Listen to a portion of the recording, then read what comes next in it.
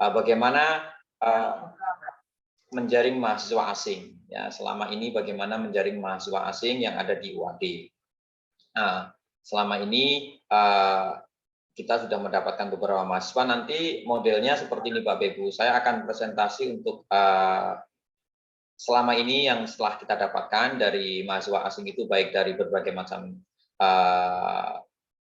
ada MOU dan lain sebagainya. Setelah itu nanti mungkin akan ditambah juga sedikit dari ya, Bu Ida mungkin. Tapi setelah saya presentasi nanti akan presentasi dari Pak Afid ya, Pak Afid Istiandaru ini saya perkenalkan. Pak Afid Istiandaru ini beliau itu mendapat tugas dari Bapak Rektor untuk menjadi tim di KKUI.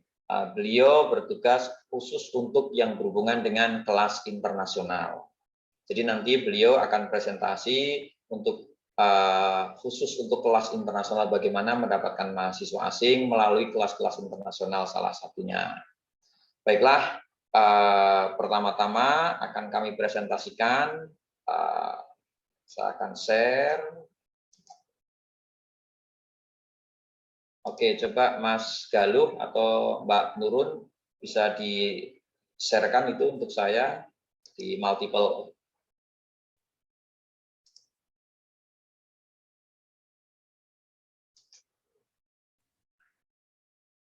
Ayo, Mas Galuh atau mungkin Mbak Nurun ya, hostnya.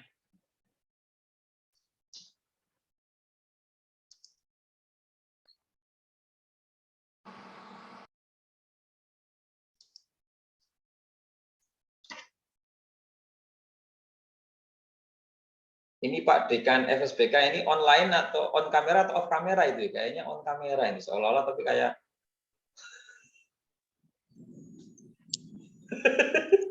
oh ternyata off kamera, tapi kayak untuk like on kamera ya tadi. Keren, Pak. Nah, ini belum bisa share screen saya ini. Ini host.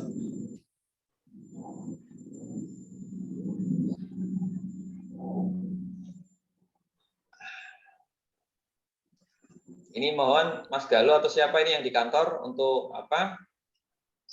Hostnya ini.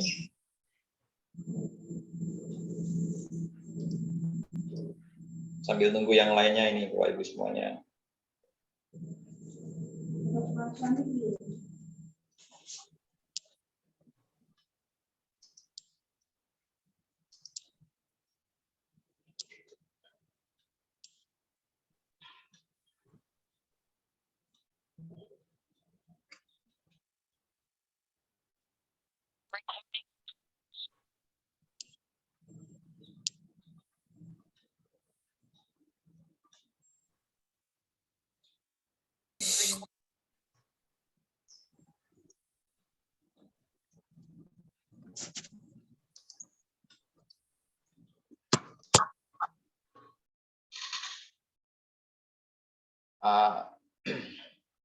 Tadi kita sudah mulai Bapak Ibu ya, kita lanjutkan lagi. Sekarang udah jam 8.46. Bapak Ibu bisa melihat semuanya di sini ya Pak Bapak Ibu J. Untuk slideshow saya sudah bisa? Oke J. Oke J. Saya teruskan. Jadi kemarin ini ada usulan dari salah satu prodi sebenarnya untuk bagaimana menggait mahasiswa asing. Sebenarnya kita sudah berencana kemarin untuk mengadakan sosialisasi bagaimana mendapatkan mahasiswa asing, dan juga sebenarnya satu sosialisasi bagaimana untuk mengupdate atau mengupload data-data yang sudah ada di prodi masing-masing Bapak Ibu semuanya. Baiklah, karena sudah jam 8.47 saya langsung saja karena nanti ada sesi kedua. Sesi kedua nanti akan disampaikan oleh Mas Afid yang khusus berhubungan dengan kelas internasional. Baiklah, selama ini kita sudah mendapatkan mahasiswa asing ini, jadi Bapak Ibu, pertama-tama kita dulu itu mendapatkan mahasiswa asing, yaitu pertama-tama yaitu adalah kerjasama antara U2U dengan Universitas di China. Dan kerjasama U2U ini sampai sekarang alhamdulillah masih berlangsung. Dan ini mahasiswa yang berasal dari China menjadi andalan bagi UAD sampai hari ini. Jadi dari tahun 2007 ya, dari tahun 2007 kita sudah kerjasama dengan beberapa universitas. Yang pertama-tama itu adalah dari Guangxi University for Nationalities, Bapak Ibu semuanya. Ini kita sudah paham hampir tiap hari kita pas pada waktu masa-masa sebelum pandemi kita melihat mahasiswa dari Guangxi University for Nationalities yang tersebar di beberapa prodi.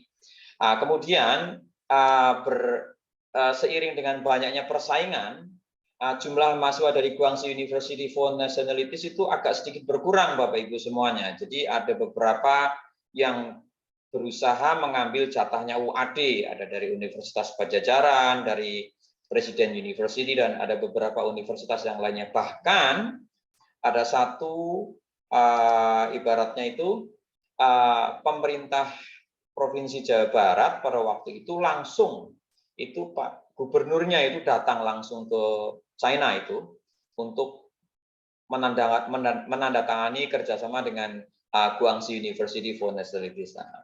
Maka dari itu kita mencoba mencari alternatif yang lainnya. Alhamdulillah kita mendapat alternatif yang lainnya. Jadi Guangxi University for Nationalities dan Jiangsu College ini sudah awal ya dari tahun 2007 Bapak Ibu semuanya. Dari situ kemudian kita melangkah lagi masih di daerah Guangxi juga, yaitu Guangxi University of Foreign Languages. Masih ingat pada waktu itu ini kita mendapatkan mahasiswa asing juga yang dari China, dari Guangxi University of Foreign Languages. Kemudian yang ketiga ini, yang keempat itu dari Hainan College of Foreign Studies. Jadi kita menanam dosen di sana, yaitu Pak Arif yang di sana. Kemudian yang di Guangxi University of Foreign Language juga, yang Guangxi University for Nationalities. Tapi untuk sementara ini karena pandemi, jadi dosen-dosen yang dikirim di sana untuk sementara berada di Indonesia. Ini ternyata salah satu strategi yang paling efektif untuk menggali mahasiswa asing, yaitu dengan adanya U2U. Namun demikian nanti perlu kita pelajari Bapak Ibu semuanya, karena ini yang kerjasama U2U dengan China ini nampaknya tidak bisa diikuti oleh universitas-universitas yang lainnya. Kita lagi mencari strategi yang lainnya. Maksudnya apa? U2U yang sudah kita tanda-tangani, kita juga ingin yang sudah ditandatangani itu bisa seperti yang kita dapatkan di China ini tadi ya. Ini. Jadi sementara itu, jadi program yang ada itu adalah program double degree dan program 3+1. Jadi kebanyakan mahasiswa yang datang ke UAD itu adalah mahasiswa yang sudah bisa belajar bahasa Indonesia karena di sana ada mata kuliah atau jurusan bahasa Indonesia. Jurusan yang skema pelaksanaan joint degree ini Bapak Ibu semuanya, ini mahasiswa memang membayarnya nggak begitu mahal Bapak Ibu semuanya. Mahasiswa membayar uang kuliah sesuai dengan MOU universitas yang terkait. Jadi misalkan ketika kita membayar mata kuliah yang atau senilai misalkan saja $1.500, kemudian mereka juga membayarnya $1.500. Tetapi mahasiswa kita itu lebih diuntungkan Bapak Ibu semuanya karena di sana kita mendapatkan fasilitas ya paling tidak ada satu dormitory ya levelnya mungkin kayak Melati lah, kayak hotel Melati mungkin makan bisa Melati. Jadi mereka ada semuanya, udah fasilitas sudah ada semuanya di sana. Jadi jumlah biaya kuliah itu berbeda sesuai dengan MOU. Jadi tergantung MOU-nya. Misalkan dengan Guangxi University for Nationalities mungkin akan berbeda dengan yang di Guangxi University of Foreign Language. Biaya kuliah itu belum termasuk biaya keimigrasian. Mahasiswa hanya berkuliah di jurusan sastra Indonesia, manajemen dan ekonomi pembangunan. Jadi selama ini mahasiswa yang berasal dari China itu berkuliah di 3 jurusan, yaitu jurusan sastra Indonesia, manajemen dan ekonomi pembangunan. Dan Bapak Ibu semuanya perlu diketahui bahwasannya mahasiswa asing ini nampaknya bisa mendongkrak jumlah mahasiswa lokal. Ini yang terjadi di sastra Indonesia, Bapak Ibu semuanya. Mungkin kalau Bapak Ibu menengok dulu ketika tahun 2007-2006, jumlah mahasiswa di sastra Indonesia dan ekonomi pembangunan, ini mungkin mohon dikoreksi kalau saya salah, itu sangat memprihatinkan Bapak Ibu semuanya pada waktu itu jurusan sastra Indonesia dan ekonomi pembangunan. Tapi dengan adanya mahasiswa asing dari China itu, alhamdulillah sekarang jumlah jurusan sastra Indonesia dan ekonomi pembangunan itu bisa meningkat cukup pesat di samping mahasiswa asingnya itu tadi. Mungkin mohon kira-kira berapa Pak Dekan sekarang mahasiswa sastra Indonesia mungkin Pak Dekan? Sekitar 86 kayaknya. Nah, sekitar 86 Bapak Ibu semuanya. Luar biasa ya, ada 86 sastra Indonesia. Padahal pada waktu dulu masih ingat Pak Dekan kira-kira berapa itu ya? Sekitar 5 sampai 10 kalau tidak salah ya, jumlah mahasiswa yang sastra Indonesia sekitar itu. Kemudian yang dari ekonomi pembangunan ini Bu Sinten ya, kalau yang dari ekonomi pembangunan ini. Dari ekonomi pembangunan ada enggak ini Bapak Ibu? Oh, oke. Mungkin saya infokan pada waktu itu jumlah mahasiswa dari ekonomi pembangunan juga nampaknya tidak begitu banyak, hampir 11-12 dengan sastra Indonesia. Dan alhamdulillah sekarang Bapak Ibu semuanya jumlah mahasiswa lokal pun meningkat tajam untuk ekonomi pembangunan. Jadi dengan adanya mahasiswa asing ini ternyata bisa meningkatkan jumlah mahasiswa lokal, karena mungkin kayak merasa ada kebanggaan tersendiri juga mungkin bagi mahasiswa-mahasiswa lokal juga itu. Terus di sini mungkin bisa diikuti oleh jurusan-jurusan yang lainnya juga nanti dengan kedatangan mahasiswa asing lainnya. Tapi untuk sementara ini memang yang masih favorit itu jurusan bahasa Indonesia, sastra Indonesia, ya, manajemen dan ekonomi pembangunan. Ya, karena di sini di ekonomi pembangunan juga mereka ada satu mata kuliah yaitu international trade, mungkin di sini agak menarik. Nah, baiklah itu jadi skema pelaksanaan joint degree ini tadi sudah dilaksanakan di sastra Indonesia, manajemen dan ekonomi pembangunan. Ini salah satunya yaitu untuk menarik mahasiswa asing. Kemudian jumlah mahasiswa asing dari program U2U dengan Universitas China ini Bapak Ibu semuanya, nggih. Jumlah mahasiswa dari Guangzhou University for Nationality sejak 2007 adalah 680. Tersebar di 3 prodi tadi, Bapak Ibu, ada sastra Indonesia, ekonomi pembangunan, dan manajemen. Nah, ini jumlah mahasiswa dari Jiangsu College sejak 2013 adalah 85, tersebar di 3 prodi yaitu sastra Indonesia, ekonomi pembangunan, dan manajemen. Kemudian jumlah mahasiswa dari Guangzhou Foreign Language sejak 2018 adalah 68, hanya di 1 prodi yaitu sastra Indonesia. Yang ketiga ini MOU baru Bapak Ibu semuanya ya dengan Guangzhou University of Foreign Languages. Jadi tetapi ini masih dalam 1 provinsi ya di Guangzhou. Ini ada 68 mahasiswa di 1 prodi sastra Indonesia. Kemudian ada lagi ini ada jumlah mahasiswa dari Hainan College ya. Ini di Hainan College ini ada salah satu karyawan kita Mas Arif yang kita tempatkan di sana untuk mengajar di Hainan College. Dan ini ada 8 mahasiswa juga di sastra Indonesia. Jadi mungkin ini menjadi bahan pembelajaran bagi kita semuanya ya. Jadi nampaknya mahasiswa-mahasiswa asing itu belum tertarik atau bukan tidak tertarik ya, tanda petik belum tertarik dengan adanya jurusan-jurusan yang lainnya. Mungkin ini PR bagi kita semuanya. Bagaimana untuk menarik supaya mahasiswa asing yang di luar prodi sastra Indonesia juga bisa masuk. Oke, nah, selain program dari U2U ini program dari ini mungkin nanti Bu Ida bisa menambahkan ya, SP BIPEK dan MEDAT. Ini kalau tidak salah ini program dari Majelis Dikti ya, Majelis Dikti. Ada beberapa mahasiswa di sini adalah beasiswa S1 untuk warga Muslim Thailand yang tinggal di Thailand Selatan. Ini mahasiswanya.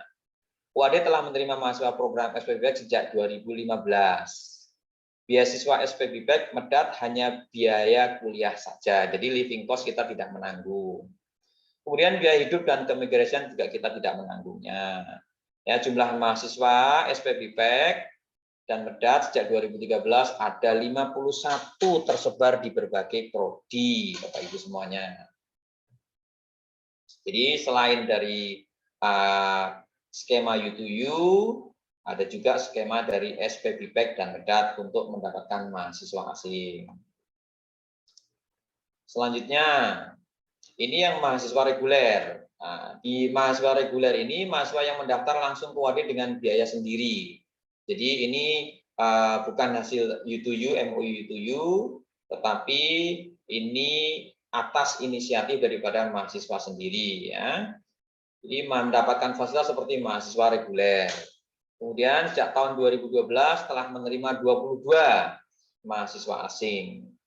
7 dari program S1, 15 dari program S2 dari berbagai negara. Oke. Kemudian selanjutnya adalah program Dharma Siswa Bapak Ibu semuanya. Nah, Dharma Siswa ini kita mendapatkan sejak tahun 2007 Bapak Ibu. Jadi sejak tahun 2007 sampai 2020 kemarin stop pas pandemi. Ya. Dan mahasiswa Dharma Siswa ini adalah salah satu yang bisa mendapatkan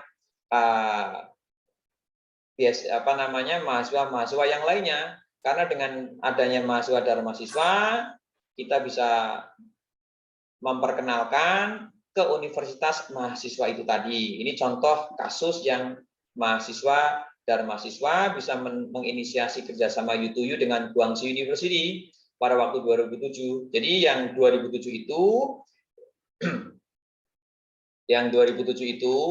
pada waktu itu adalah sebenarnya cikal bakalnya itu adalah dari mahasiswa Dharma Siswa, Bapak Ibu semuanya. Jadi cikal bakalnya itu adalah dari mahasiswa Dharma Siswa. Masih ingat pada waktu namanya adalah Luli Chen tahun 2007 ya. Nah, dari situ kita kenalan dengan universitasnya, pimpinan universitas, kemudian kita melaksanakan MOU.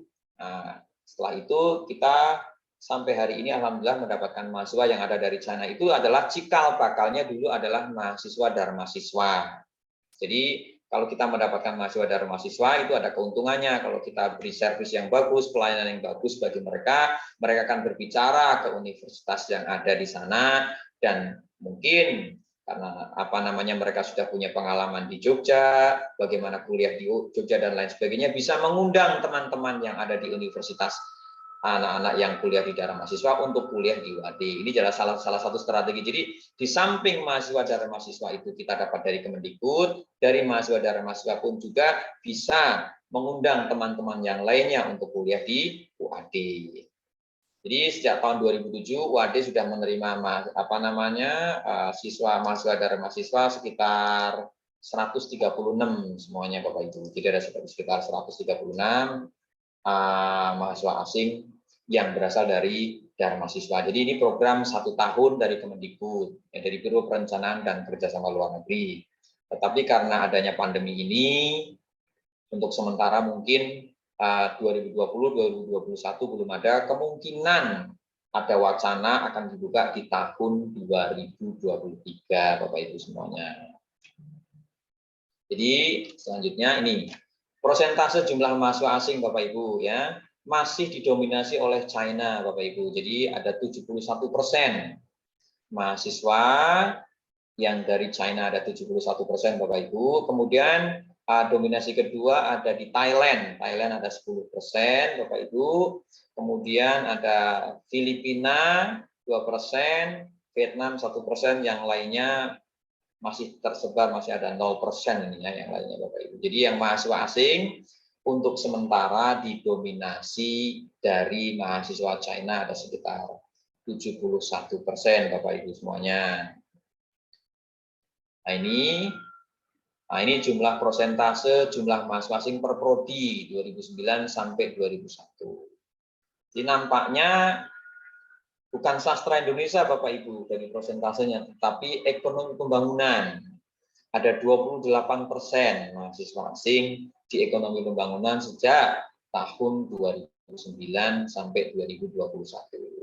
Kemudian manajemen sastra Indonesia ada 24%, manajemen 13%, Dharma Siswanya, kemudian dari Dharma Siswa ini, kemudian dari akuntansi, ya. Jadi tapi dominasi utama masih di ekonomi pembangunan, dan yang kedua diikuti oleh sastra Indonesia.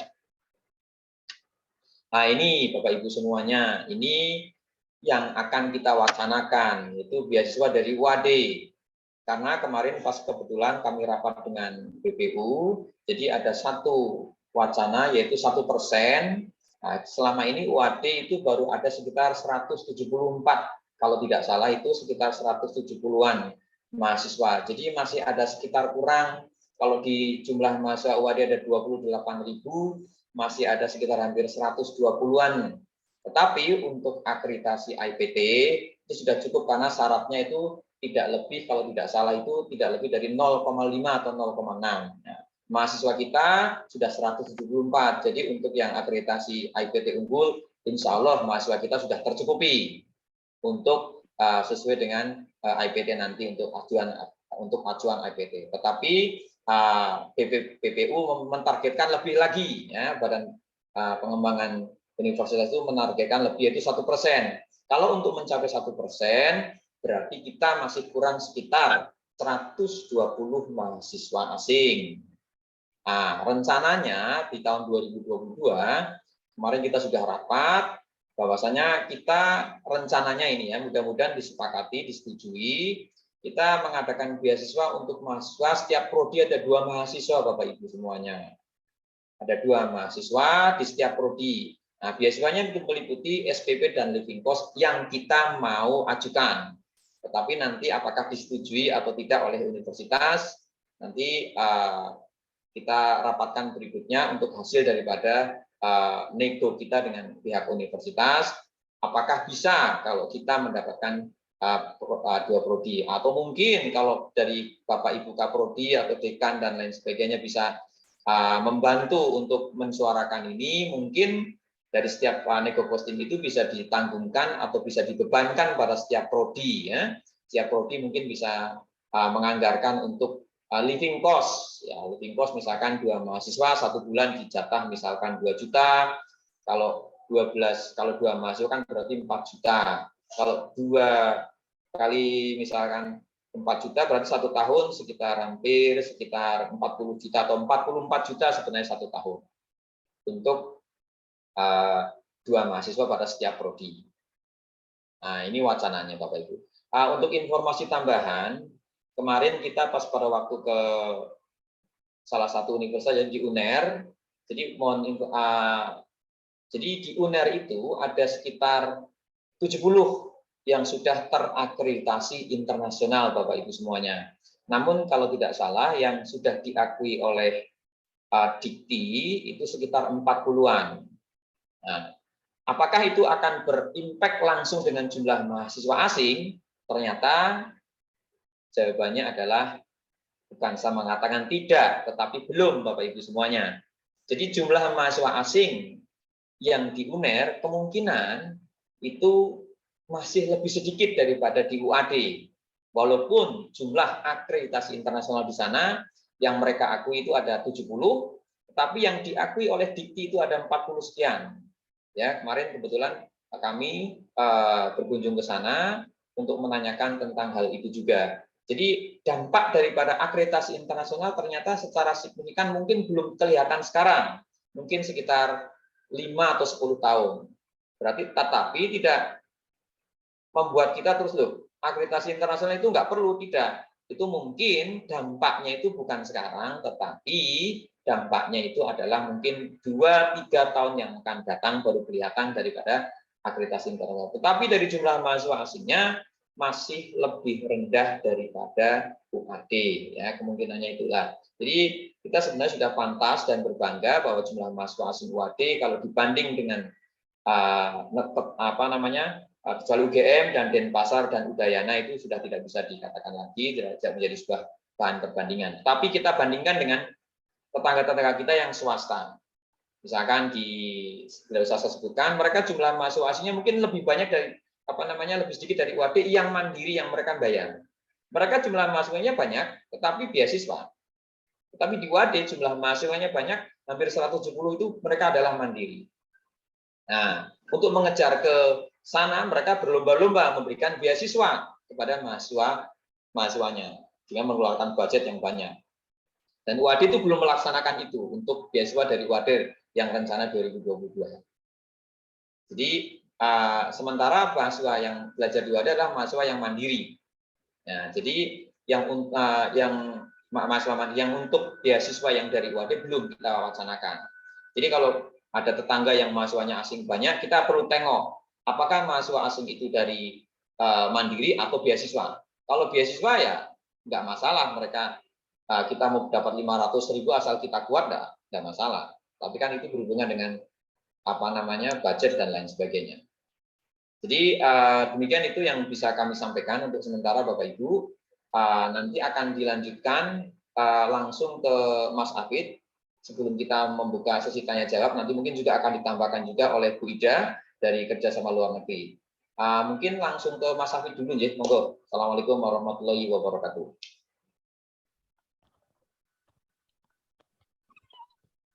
Waalaikumsalam warahmatullahi wabarakatuh. Terima kasih Pak Dwi. Suara saya bisa terdengar ya Bapak Ibu? Ya, sudah bisa. Matur nuwun. Izinkan saya share screen. Sampun, sudah.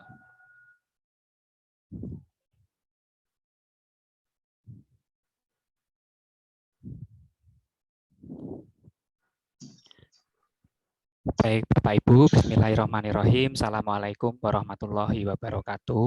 Waalaikumsalam warahmatullahi wabarakatuh.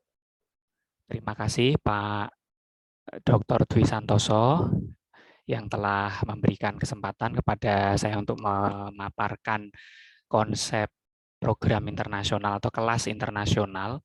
Bapak Ibu yang saya hormati, yang disampaikan Pak Dwi tadi, saya diberi tugas oleh yang saya terima itu bertanda tangan Pak WR Akademi kalau tidak salah, untuk menjadi tim pendamping program internasional yang sebagaimana kita tahu bersama Bapak dan Ibu, kalau kita lihat program internasional sudah ada beberapa tahun sebelumnya dan sudah ada beberapa program studi yang merintis kelas internasional di prodinya masing-masing, sekitar mungkin 8 program studi, tapi perlu dicek kembali lebih teliti begitu bagaimana apa saja dan prodi apa saja dan bagaimana keterlaksanaannya.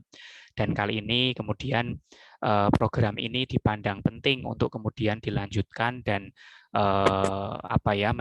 ditingkatkan performanya yang muaranya adalah mengejar persentase banyaknya mahasiswa asing yang kuliah di Universitas Ahmad Dahlan. Begitu Bapak Ibu. Baik, kalau begitu izinkan saya menyampaikan sekitar 5 slide ya Bapak Ibu.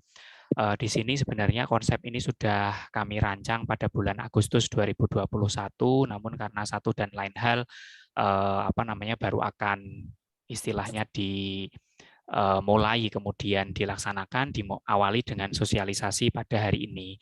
Terima kasih Bapak dan Ibu, Bapak dan Ibu Dekan, Bapak dan Ibu Kaprodi yang telah berkenan untuk hadir dan menyimak paparan ini. Bapak dan Ibu, diawali dengan mengapa perlu ya kemudian sebuah program studi itu ada melaksanakan program internasional ataupun kemudian nanti kelas internasional. Nah, ini adalah salah satu bentuk untuk mendukung ketercapaian visi UAD ya Bapak Ibu, menjadi perguruan tinggi yang diakui secara internasional dan dijiwai nilai-nilai Islam. Nah, pengakuan secara internasional ini membutuhkan definisi operasional yang kalau kita mengikuti banyak forum bagaimana mengukur pengakuan internasional terhadap suatu institusi, terutama perguruan tinggi, menurut hemat saya setidak-tidaknya ada 2 hal yang bisa dilakukan ya Bapak Ibu, walaupun ini bukan 2 hal ini bukan satu-satunya, namun layak untuk kemudian kita perjuangkan, yaitu banyaknya mahasiswa asing yang belajar di UAD, artinya masyarakat internasional mempercayakan anak didiknya untuk kemudian belajar menimba ilmu di UAD.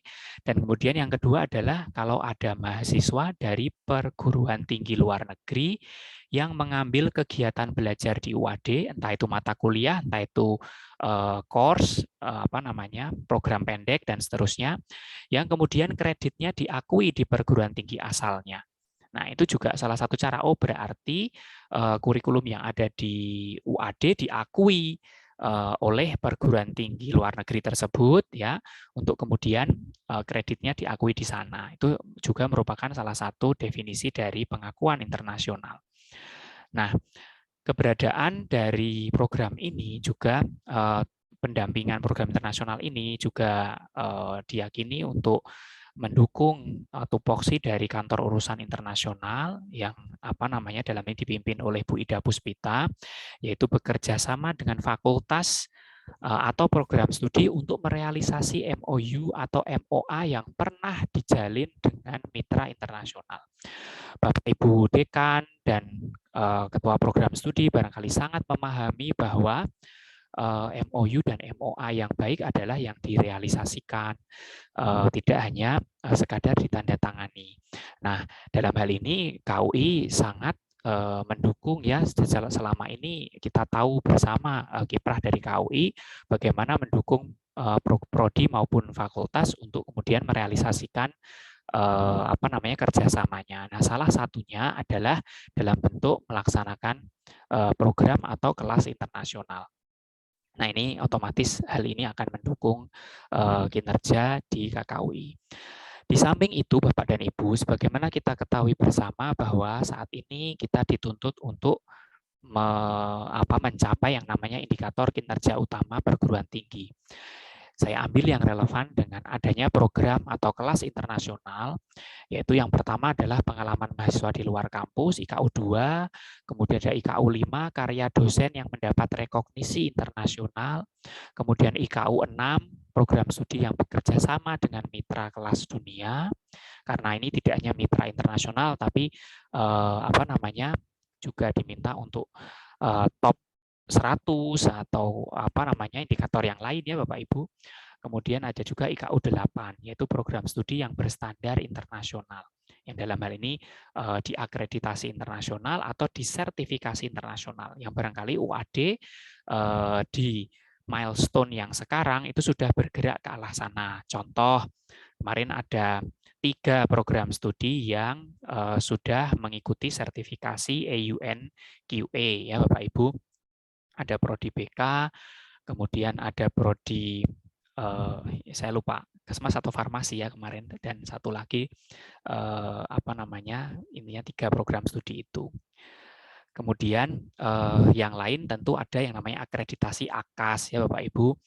Jadi yang satu AUN QA itu adalah sertifikasi, dan yang kedua adalah akreditasi yang tentunya kalau kita mengikuti sebagaimana pengalaman pribadi saya mengikuti sertifikasi AUN QA misalnya, benefitnya adalah kita bisa meningkatkan mutu sehingga orang mau jualan itu kalau barang yang dijual bagus, maka penjualannya pun akan lebih percaya diri.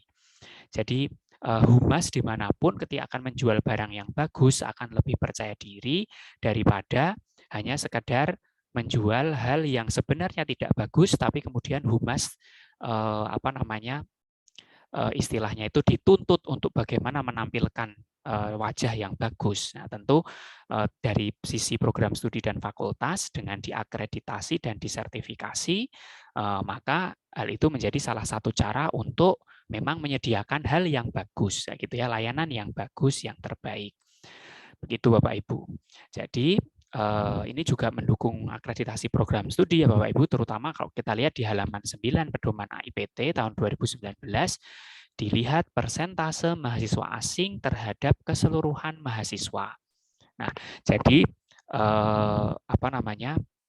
tentu hal ini akhirnya menjadi penting bagaimana menyediakan layanan untuk mahasiswa asing.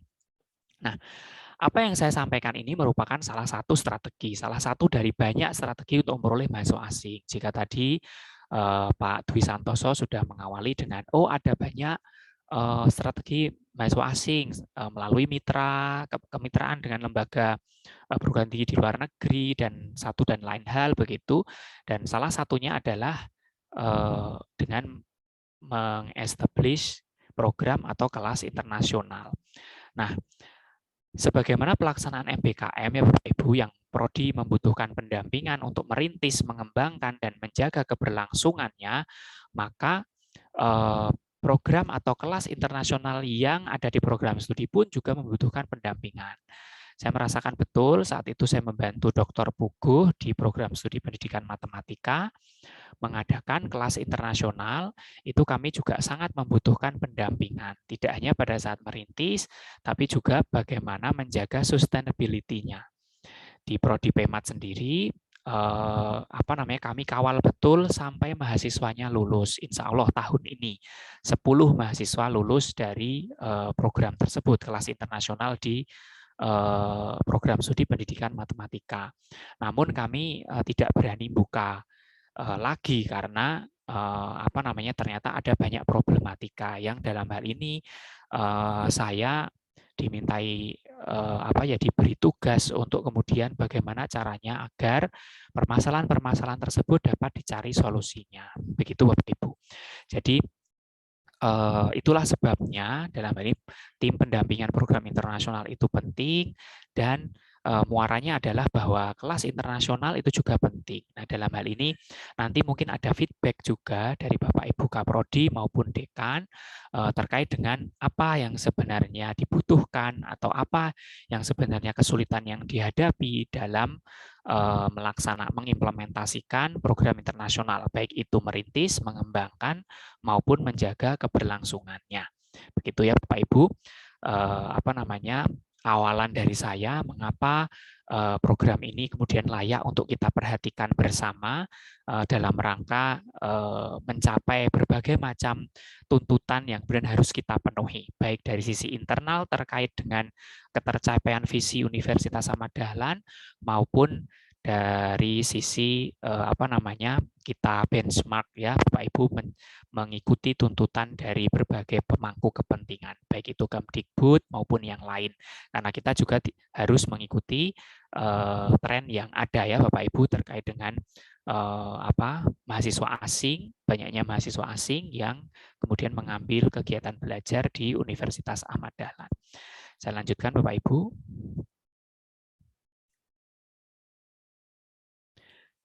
Bapak dan Ibu, menurut pengalaman saya maupun proses kajian terhadap beberapa informasi benchmarking di universitas-universitas yang ada di Indonesia, baik itu perguruan tinggi negeri maupun perguruan tinggi swasta, ada berbagai pola implementasi kelas dengan mahasiswa asing. Jadi saya belum menyebut sebagai kelas internasional atau program internasional, tapi saya baru menyebutnya sebagai kelas agar lebih umum ya Bapak Ibu, kelas dengan mahasiswa asing. Begitu ya Bapak Ibu, itu ada beberapa pola. Pada tahun 2012 sampai dengan 2016, sebelum saya masuk UAD, Bapak Ibu, saya adalah staf kantor urusan internasional Universitas Negeri Semarang. Walaupun di sana istilahnya tupoksinya bermacam-macam, namun saya cukup dekat dengan implementasi kelas ini. Jadi saya keluar dari Universitas Negeri Semarang saat itu sedang merintis 10 program studi internasional, dan kemudian informasi ini saya update kemarin ketika saya menjadi responden akreditasi AKAS prodi saya waktu di UNES, prodi pendidikan matematika. Waktu itu saya bertanya langsung ke salah satu yang menjalankan, dan diperoleh kesimpulan saya ramu ke 3 hal ini. Ada program studi atau perguruan tinggi di Indonesia yang menjalankan kelas dengan mahasiswa asing itu seperti kelas reguler biasa ya Bapak Ibu. Jadi tidak ada kesiapan khusus di prodinya ya Bapak Ibu ya, di prodinya maksud saya tidak ada kesiapan khusus, ya hanya menjalankan kelas reguler seperti biasa. Nah, ini contohnya adalah yang menerima mahasiswa program beasiswa unggulan Kemdikbud. Saya tidak tahu, belum saya update lagi apakah program ini masih ada atau tidak. Dan masih siswa saja karena pandemi juga stop di tahun 2020 ya, terakhir 2019. Apakah program BU ini masih ada, saya belum ini lagi ya. Tapi ini terjadi ya, setidak-tidaknya sebelum pandemi ini terjadi. Program beasiswa unggulan Kementerian Pendidikan dan Kebudayaan itu di UNES atau di Universitas Muhammadiyah Malang ada beasiswa KNP, dan kemudian di UAD sendiri sebenarnya ada program mahasiswa Thailand dan mahasiswa China. Kalau kita lihat kelasnya reguler saja ya Bapak Ibu. Ini nanti mohon saya dikoreksi kalau saya keliru, terutama yang menerima mahasiswa Thailand dan mahasiswa Cina. Misalnya di program studi saya di pendidikan matematika, walaupun sudah terjadi lama, mahasiswanya sudah lulus sudah lulus agak lama dan bahkan sudah menjadi guru di Thailand Selatan, itu tidak ada program khusus. Waktu itu ya program PGBI ya, di Prodi Pendidikan Matematika programnya PGBI. Toh program PGBI itu akan kami pertahankan pun juga sulit begitu ya Bapak Ibu. Sehingga menurut hemat saya akhirnya saya sebut saja sebagai kelas reguler begitu. Jadi apa yang terjadi di kelas reguler ini, mahasiswa asing diperlakukan sebagaimana mahasiswa lokal. Kurikulumnya pun tidak ada yang khas, jadi kurikulum reguler, tidak ada penyesuaian struktur mata kuliah maupun bahan ajar. Diantarkan pakai bahasa pengantar bahasa Indonesia saja. Nah, tidak ada juga penyesuaian biaya kuliah maupun reward. Ya, jadi mahasiswanya tidak membayar lebih tinggi, pun pengampunya tidak diberi reward yang lebih begitu. Itu kalau kelas reguler ya. Kalau PGBI mungkin ada waktu dulu ada biaya. Kalau PGBI di UAD di JP MIPA itu barangkali ada biaya kuliahnya lebih mahal dan reward-nya saya kira lebih tinggi juga. Namun yang saya bicarakan ini saya batasi kelas reguler dulu. Jadi mahasiswa asing diperlakukan sebagai mahasiswa lokal, biaya kuliahnya tidak nambah dan begitu juga reward terhadap pengampunya. Walaupun ada kasus khusus, misalnya saya tahu betul karena berdasarkan pengalaman pribadi di Universitas Negeri Semarang ada peraturan biaya kuliahnya untuk mahasiswa asing itu lebih tinggi begitu Bapak Ibu. Tapi itu 1-2 kasus saja ya Bapak Ibu yang menetapkan biaya mahasiswa asing lebih tinggi karena rasionalnya mahasiswa asing itu memang lebih layanan keimigrasian dan layanan banyak hal ya, layanan akademiknya itu juga lebih membutuhkan perhatian begitu Bapak Ibu. Kemudian tadi sudah saya sampaikan bahasa pengantar menggunakan bahasa Indonesia. Nah, namun sejak awal ketika mahasiswa asing ini akan masuk ke misalnya ke UAD misalnya, maka mahasiswa asing ini harus mengikuti program pelatihan BIPA atau bahasa Indonesia bagi penutur asing dan lulus UKBI, uji kemahiran berbahasa Indonesia setidak-tidaknya tingkat madya. Ya, tingkat madya, jadi ada tingkat tingkat sintas. Tingkat sintas itu hanya untuk survival saja begitu, tak bisa hidup di Indonesia. Nah, bahasanya seperti itu tingkat sintas. Namun tingkat sintas ini tidak cukup untuk mengikuti pendidikan di Indonesia. Jadi setidak-tidaknya UKBI-nya harus tingkat madya, baru kemudian nanti dengan pelatihan BIPA, dilanjutkan dengan pelatihan BIPA, nanti akan naik tingkat dan bisa mengikuti pembelajaran dengan baik di Indonesia. Jadi bisa melakukan implementasi kelas dengan mahasiswa asing dengan cara seperti itu. Ya Bapak Ibu. Nah, masalahnya adalah ketika kita menawarkan ke masyarakat internasional terkait program ini, maka prodinya dulu yang memang harus unggul Bapak Ibu. Jadi kalau mahasiswa yang istilahnya itu memiliki akses dana dan pandai, mohon maaf mungkin mereka tidak ke Indonesia atau ke program studi ini kita bicara realistis ya Bapak Ibu, mungkin mereka memilih ke Harvard, Oxford ataupun program tinggi kelas dunia yang lain kalau mereka punya akses ke sana. Namun di pasar ya tingkat segmentasi pasar yang berbeda, maka mereka akan layak untuk kemudian masuk ke UAD misalnya atau ke perguruan tinggi dalam negeri di kita. Nah, saat itulah kemudian kita menetapkan, oh prodi saya unggul banyak dicari oleh mahasiswa asing, maka bargaining position saya tidak mau ada effort yang terlalu melelahkan, saya mau pakai sistem kelas reguler saja. Monggo saja, ini kan kita tawar-menawar posisi ya Bapak Ibu, di mana posisi prodi kita. apakah dengan melaksanakan kelas reguler sudah bisa dicari mahasiswa asing atau belum. Nah, kurang lebih begitu ya Bapak Ibu, itu bahan refleksi di masing-masing program studi. Nah, selanjutnya Bapak Ibu, pola yang kedua adalah kelas reguler dengan bahasa pengantar bahasa Inggris. Nah, ini kita memberi layanan lebih ya Bapak Ibu. Karena apa ya tadi bargaining position tadi, prodi saya tingkat unggulnya sudah bagus, tapi apa namanya belum dicari banget oleh masyarakat internasional. Oleh karena itu, saya berikan layanan lebih berupa menyediakan kelas yang bahasa pengantar bahasa Inggris. Harapannya memberi kemudahan bagi mahasiswa internasional yang mampu berbahasa Inggris untuk mengikuti pembelajaran di UAD. Begitu ya Bapak Ibu. Jadi ini masalah bargaining position saja bagaimana kita memilih program ini Bapak Ibu. Program-program yang barangkali banyak dicari dan kemudian sangat unggul, tidak perlu terlalu banyak promosi saja sudah banyak mahasiswa asing yang mencari, saya kira tidak perlu ya menggunakan cara ini. Mungkin kelas reguler saja bisa begitu. Tapi apa namanya yang kemudian ingin menggenjot apa namanya kohort mahasiswa asingnya ya barangkali menggunakan pola yang kedua, memberi layanan lebih berupa bahasa pengantarnya bahasa Inggris. Nah, jadi di sini Bapak Ibu, mahasiswa asing dimasukkan ke dalam kelas khusus yang lah diberi nama kelas internasional. Kemudian kurikulumnya reguler, karena kita tahu Bapak Ibu kan tidak mungkin dalam satu prodi menyelenggarakan double kurikulum ya Bapak Ibu, kurikulumnya biasanya tunggal, kemudian apa namanya hanya barangkali disediakan track mata kuliah pilihan atau program tambahan, international experience. Nah, banyak hal ya, banyak istilah yang kemudian kita bisa sematkan di sini untuk kelas tersebut. Jadi kurikulumnya reguler, namun ada track mata kuliah kalau Anda masuk kelas internasional nanti mata kuliahnya tracknya ini. Gitu ya, boleh jadi tentang apa intercultural studies, ada mata kuliah pilihan tersebut, atau ada apa namanya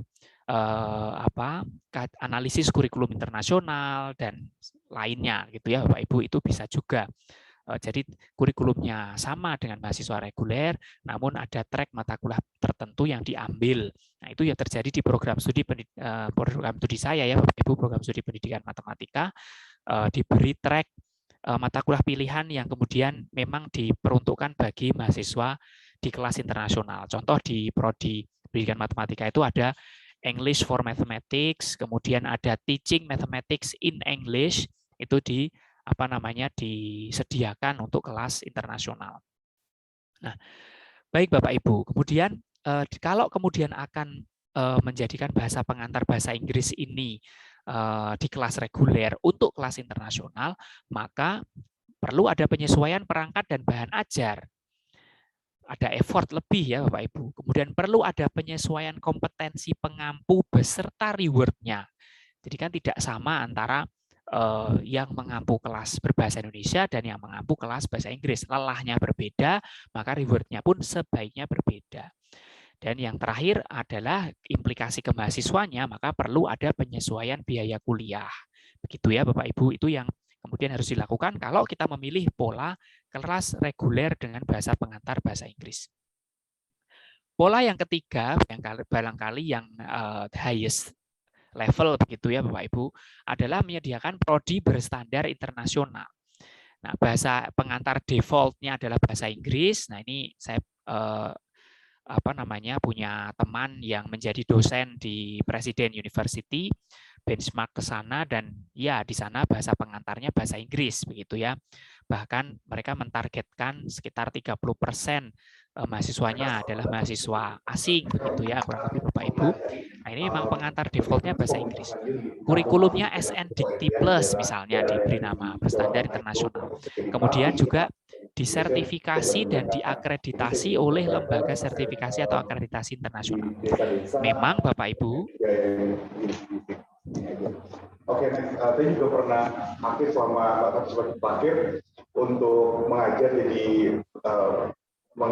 bahasa Inggris di IB sama speech untuk pesan memang Bapak Ibu sertifikasi misalnya AUNQA maupun akreditasi misalnya AKAS itu kan tanpa menyediakan kelas internasional pun kita bisa mengikutinya ya Bapak Ibu, sebagaimana kemarin Prodi BK misalnya mengikuti AUNQA. Namun demikian alangkah baiknya memang dengan mengikuti itu dan kemudian nanti bisa juga prodinya itu berstandar internasional. Begitu ya Bapak Ibu. Itu 3 pola ya Bapak Ibu, dengan semua plus minus yang saya sampaikan barangkali dapat menjadi bahan perenungan bagi prodi Bapak Ibu, bagaimana strategi mana, pola mana yang akan saya pilih untuk kemudian bisa mengenerate ya nantinya bermuara pada menjadi magnet bagi datangnya mahasiswa asing. Itu ya Bapak Ibu. Rata-rata banyak yang memilih pola yang kedua, jadi kelas reguler dengan bahasa pengantar bahasa Inggris, karena tidak terlalu tinggi juga ekspektasi ataupun burdennya ya Bapak Ibu, tapi juga tidak kemudian sekedar kelas reguler dan memaksa mahasiswa asing untuk bisa berbahasa Indonesia yang baik. Itu ya Bapak Ibu, jadi di tengah-tengah begitu. Monggo Bapak Ibu nanti juga menjadi bahan perenungan. Nah, ini adalah proposed definition untuk UAD yang kemudian kami susun ya Bapak Ibu. Apa yang dimaksud dengan kelas internasional, program internasional, dan bagaimana bentuk-bentuknya. Nah, karena memang harus ada kriteria yang khas dan kemudian mesti saya ditanya apa bedanya dengan program reguler yang biasa, Pak Afid. Kalau kemudian itu salah satu pertanyaan dari Bu Dekan saya, Putri Kinasih, saat waktu itu kami sowan konsultasi terkait mendirikan kelas internasional di Prodi Pendidikan Matematika. Lalu apa bedanya dengan kelas reguler? Sama-sama boleh mengikuti si teacher, sama-sama boleh mengikuti magang atau KKN internasional. Apa bedanya dengan kelas reguler? Baik Bapak Ibu. Jadi ini adalah definisi yang kami propose untuk kemudian menjalankan kelas internasional atau program internasional. Jadi kelas internasional adalah program pendidikan yang memiliki kriteria sebagai berikut. 1, diselenggarakan oleh prodi dengan kurikulumnya sesuai SNDikti. Ini kelas reguler aja masih sama ya Bapak Ibu.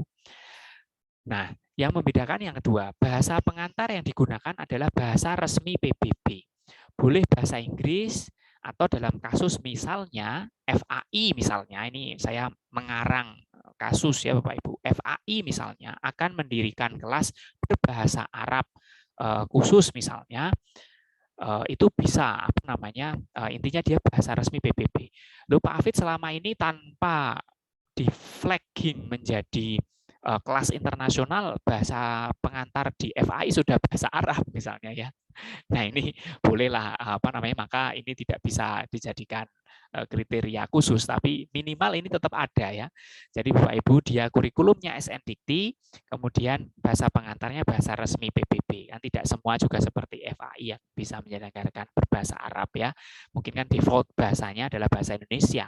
Nah, namun kalau sudah defaultnya bahasa Arab, nah baru bisa dikatakan sebagai memenuhi salah satu kriteria kelas internasional. Kemudian yang ketiga adalah diikuti oleh mahasiswa asing dan atau mahasiswa Indonesia yang memenuhi syarat-syarat tertentu. Nah, mahasiswa asing mengikuti, dia memenuhi kriteria untuk menjadi kelas internasional.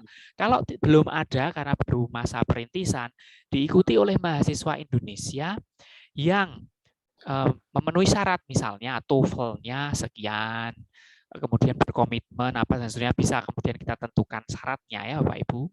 Biasanya syarat yang umum adalah TOEFL-nya, karena kita ingin memastikan mahasiswa tersebut tidak kemudian kesulitan dengan mengikuti kelas internasional tersebut. Nah, kemudian syarat berikutnya yang menjadikan khas adalah memuat setidaknya 1 program internasional yang ditawarkan sejak awal pembukaan kelas. Nah, jadi ini juga merupakan masukan waktu itu dari Bu Dekan FKIP ke kami ketika membuka program ini di Prodi Pemat, harus ada program, kejelasan program yang ditawarkan sejak awal masuk Pak Afid. Jadi jangan sampai kemudian mereka tidak tahu nantinya akan melakukan apa begitu. Jadi waktu itu sejak awal masuk itu harus sudah jelas. Oh, nanti di semester 7 akan mengikuti misalnya program magang di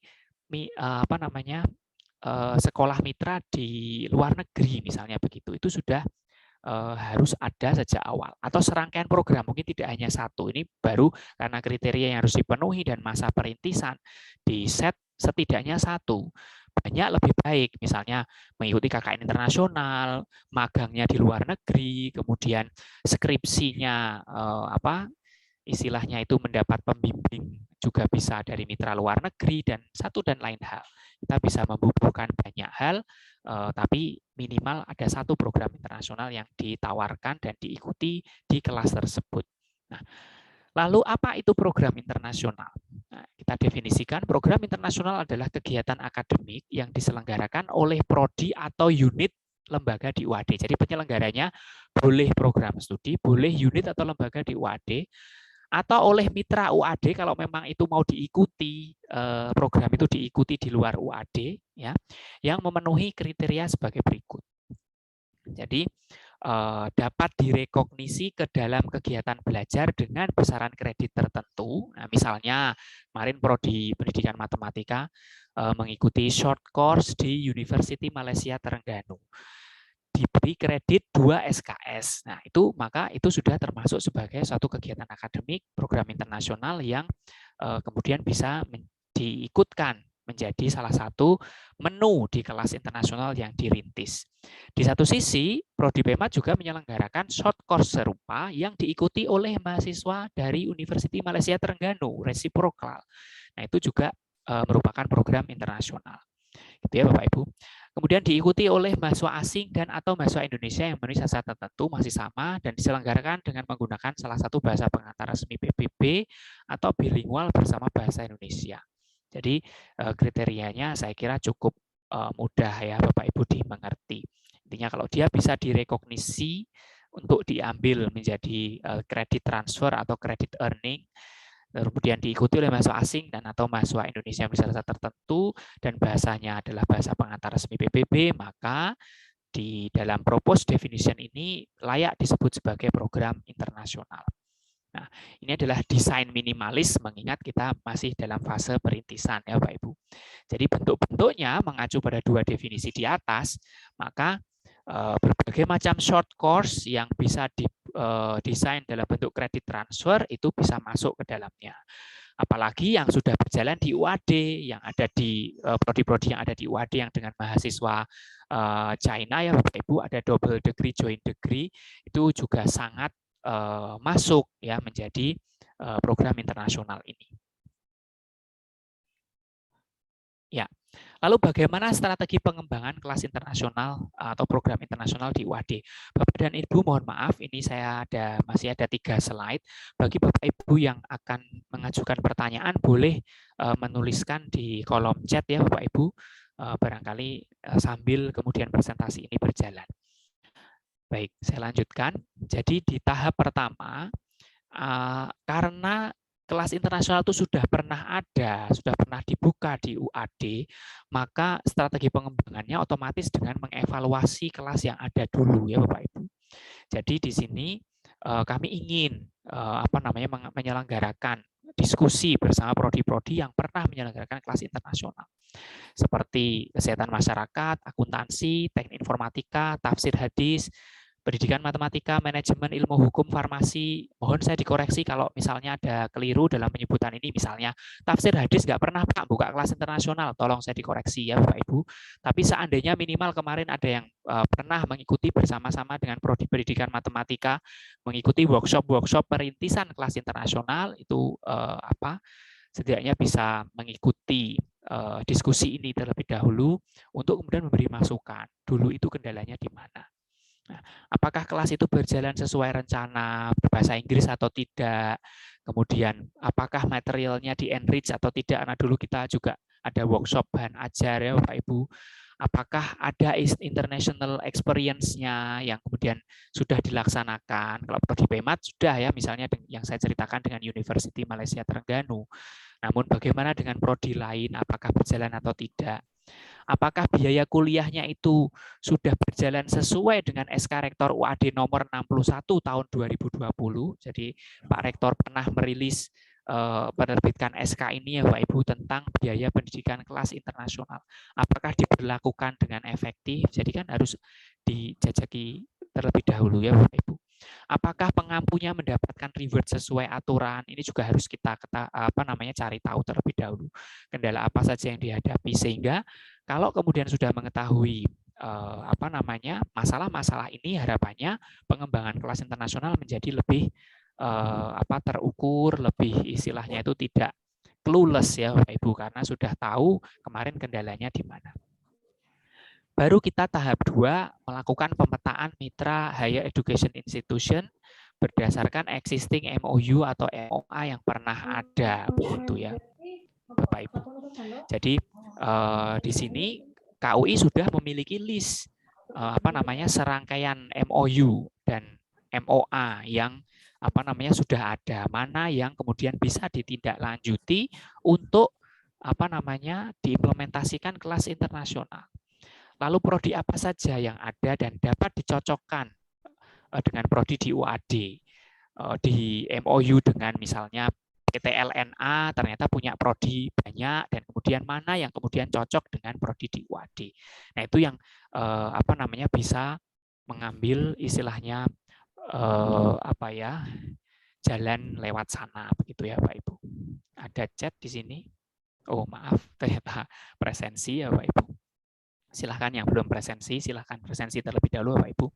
Nah, jadi dari sini kita tidak dari nol ya Bapak Ibu. Jadi ada MOU apa yang masih aktif ataupun mungkin yang sudah tidak aktif tapi pernah ada MOU tersebut dan kemudian menjanjikan untuk digandeng kembali untuk membuka kelas internasional. Maka bisa kita gunakan atau kita manfaatkan begitu.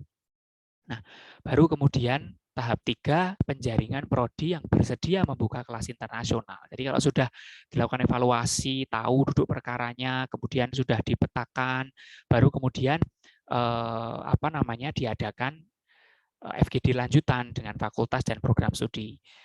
Jadi bersedia atau tidak, kemudian kapan kira-kira bisa mulai dan seterusnya, itu bisa di tahap 3 ini ya Bapak Ibu. Nah, setelah itu baru sudah ada kesediaan dari sekian program studi untuk melaksanakannya, baru tahap 4 kita melaksanakan workshop persiapan kelas internasional. Mulai dari penyelarasan kebijakan, perlu ada FGD dengan pimpinan, karena mohon maaf Bapak Ibu, melaksanakan kelas internasional ini ada banyak unit yang terlibat. Di samping pimpinan memberikan arahan, menetapkan dasar-dasar kebijakan, kemudian ada Biro Keuangan yang harus menetapkan, reward untuk pengampunya nanti sekian. Kemudian oleh karena itu implikasinya uang kuliahnya harus disesuaikan, misalnya begitu. Harus ada disediakan beasiswa untuk mereka dan seterusnya. Kemudian tentu KKUI, kemudian LPP, BAA, ya Bapak Ibu ini tentu akan terlibat dalam hal ini. BAA lebih ke bagaimana nanti kalau NIM mahasiswa itu kalau hanya short program, bagaimana mengakses portalnya dan seterusnya. Syukur alhamdulillah kita sudah ada MBKM ya Bapak Ibu, BAA lebih siap dalam hal ini untuk melaksanakannya, sehingga dalam hal ini program ini kan selaras dengan MBKM, di mana MBKM-nya dengan mitra di luar negeri begitu ya Bapak Ibu. Jadi dari sisi internal saya yakin tidak akan banyak yang kemudian akan diubah begitu. Kemudian baru ke tahap kurikulumnya, mengembangkan track mata kuliah pilihan atau program khas yang kemudian bisa diambil oleh mahasiswa yang mengambil kelas internasional, termasuk konversinya. Jadi, lalu Pak Afid harus ada penyesuaian kurikulum. Boleh jadi Bapak Ibu melaksanakan MBKM saja kan juga Kalau yang mendapatkan hibah MBKM juga salah satu work package-nya adalah menyelaraskan kurikulum kan Bapak Ibu. Jadi ini juga sama. Sembari Bapak Ibu mengikuti tuntutan MBKM Kampus Merdeka, Bapak Ibu sekalian memikirkan bagaimana merancang kelas internasionalnya. Nah, itu juga bisa dilaksanakan. Jadi kan tidak double pekerjaan ya Bapak Ibu, bisa sekaligus kalau memang bersedia merintis kelas internasional sembari mengikuti tuntutan pemerintah Kemdikbud kaitannya dengan memfasilitasi mahasiswa kita untuk mengikuti MBKM, sekalian juga mengembangkan track penyesuaian mata kuliah ini. Nah, kemudian dilanjutkan dengan yang ketiga yaitu kolaborasi mitra, yaitu menurunkan MOU, MOA, ya, menurunkan MOU ke dalam MOA yang spesifik tentang international credit mobility-nya. Itu ya Bapak Ibu. Kemudian baru ke resources-nya, ada workshop pengembangan bahan ajar, pelatihan SDM-nya, pengampunya, pengembangan website promosinya, biar prodi saya websitenya baru berbahasa Indonesia semua, sehingga perlu mengembangkan website diterjemahkan ke dalam bahasa Inggris. Kemudian pengembangan e-learning-nya, pengembangan sistem PM di kelas internasionalnya. Kemarin sempat saya berkomunikasi dengan Bu Ida karena ada beberapa teman saya dulu yang kemudian ingin mengetahui bagaimana kalau ingin mendaftar ke UAD, ke farmasi saat itu dan ternyata di KKUI juga sudah ada staf yang kemudian istilahnya mengelola PMP kelas internasional ini. Jadi PMP-nya terpusat di PMP UAD, tapi kemudian di-refer ke KKUI, begitu. Dan kemudian technicalities lain, misalnya mengembangkan SOP, pedoman, dan lain-lain. Itu yang kemudian berbagai macam workshop di persiapan kelas internasional. Barulah di tahap berikutnya, kita ada sosialisasi promosi penjaringan mahasiswa. Karena tadi definisinya ada mahasiswa asing dan mahasiswa Indonesia yang memenuhi syarat-syarat tertentu, maka kita pun memikirkan bagaimana cara penjaringan mahasiswanya. Kalau mahasiswa asing, boleh jadi kita berpikir akan membuka PMB-nya sepanjang tahun, tidak ada istilahnya pembatasan tanggal-tanggal khusus begitu ya Bapak Ibu, hanya kalau daftar sampai dengan tanggal tertentu bisa masuk tahun ajaran yang mana. Tapi kalau sudah lewat tanggal itu baru bisa masuk tahun ajaran berikutnya, misal begitu. Kemudian kalau mahasiswa Indonesianya kita akan tawarkan dari semester 1 ataukah dari semester 3. Berkaca pada pengalaman baik itu di UAD maupun misalnya di Universitas Negeri Semarang yang pernah saya lakukan itu dilakukan di semester 3. Jadi sudah tahu performa mahasiswa di 2 semester pertama dan kemudian mereka mau di-upgrade menjadi mahasiswa di kelas internasional. Nah, maka bisa seperti itu ya. Jadi mau dari awal ataupun dari semester 3 itu bisa dilakukan. Jadi jejaring itulah yang kemudian harus dilakukan di tahap kelima. Dan baru kalau memang sudah established, kita melakukan tahap 6 yaitu implementasi dan sustainability. Kita adakan monef berkala, otomatis kita sudah melibatkan BPM di sini. Kemudian kita ada pemecahan masalah yang mungkin muncul karena pasti akan ada banyak kendala begitu ya Bapak Ibu. Kemarin saja banyak sekali ya kendala, misalnya macetnya pelatihan bahasa Inggris yang waktu itu sebenarnya sudah difasilitasi dengan baik oleh ADLC, tapi ternyata hanya berjalan, saya tidak tahu 1 tahun atau 1 semester waktu itu, dan kemudian sayang sekali tidak diteruskan, padahal itu sangat menjadi menu yang bagus bagi kelas internasional. Kemudian bisa juga di penjajakan beasiswa, ini tadi yang disampaikan oleh Pak Dwi Santoso, beasiswa baik itu yang disupport dari pemerintah, Majelis Diktilitbang ataupun UAD sendiri, ini juga merupakan magnet juga ya Bapak Ibu untuk menjaring mahasiswa asing. Dan terakhir, kalau memang sudah beberapa kali dijalankan dan sudah bagus, nah maka bisa dijajaki ke arah double degree, joint degree dan sebagainya, karena ini sudah melibatkan izin dari Kemdikbud dan seterusnya ya Bapak Ibu sudah mulai kerumitannya lebih banyak begitu. Oke, begitu Bapak Ibu yang bisa saya sampaikan terkait dengan kelas internasional.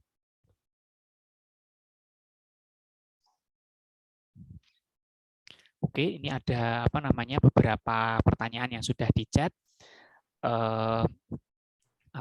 Saya kira kita langsung ke arah tanya jawab. Saya kembalikan ke Pak Dwi Santoso. Monggo Bapak Oke, matur suwun sangat Mas barangkali Hafid. sekian dari presentasi saya. Matur nuwun. Ya, terima kasih sekali Mas Hafid yang sudah mempresentasikan untuk materi kelas internasional, persiapan kelas internasional yang cukup detail, yang mungkin nanti bisa bisa di follow up untuk Bapak Ibu semuanya.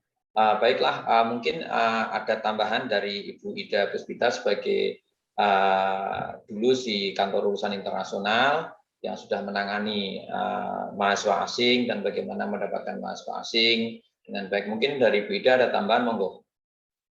Terima kasih Pak Dwi, Pak Hafid. Assalamualaikum warahmatullahi wabarakatuh. Saya mungkin akan mohon izin untuk menambahkan sedikit yang belum tersentuh oleh Pak Dwi maupun Pak Hafid, sekaligus Ya, juga menyampaikan potensi yang termudah ya untuk mendapatkan mahasiswa asing, dan itu sudah dilakukan di beberapa prodi. Saya mohon izin untuk share screen.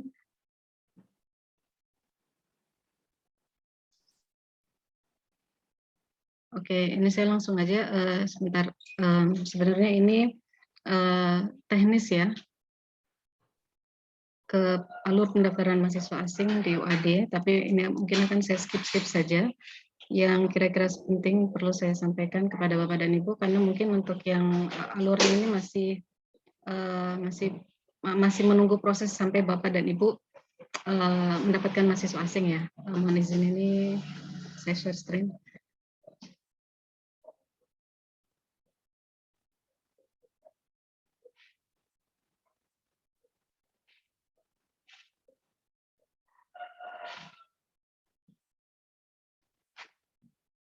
Agak lama.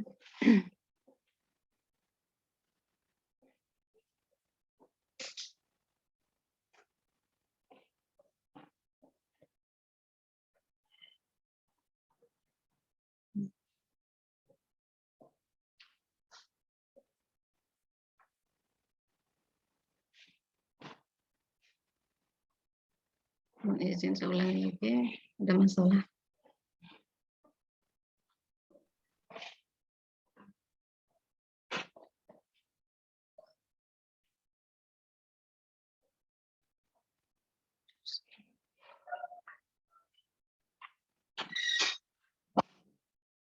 Oke, sebentar.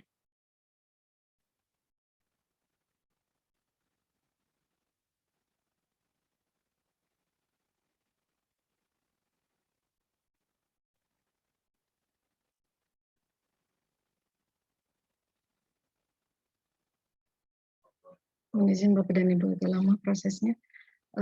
Ada beberapa poin yang tadi mungkin saya perlu lengkapi dari Pak Hafid. Saya mohon dikoreksi juga ya, sepemahaman saya. Tidak semua struktur kurikulum yang ada di mahasiswa asing UAD itu tidak ada penyesuaian.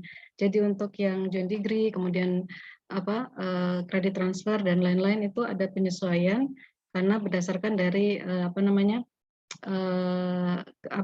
diskusi ya, kesepakatan dari PT kita, PTDN dan PTLN. Jadi maksudnya dari UAD dan PT luar negeri mitra kita.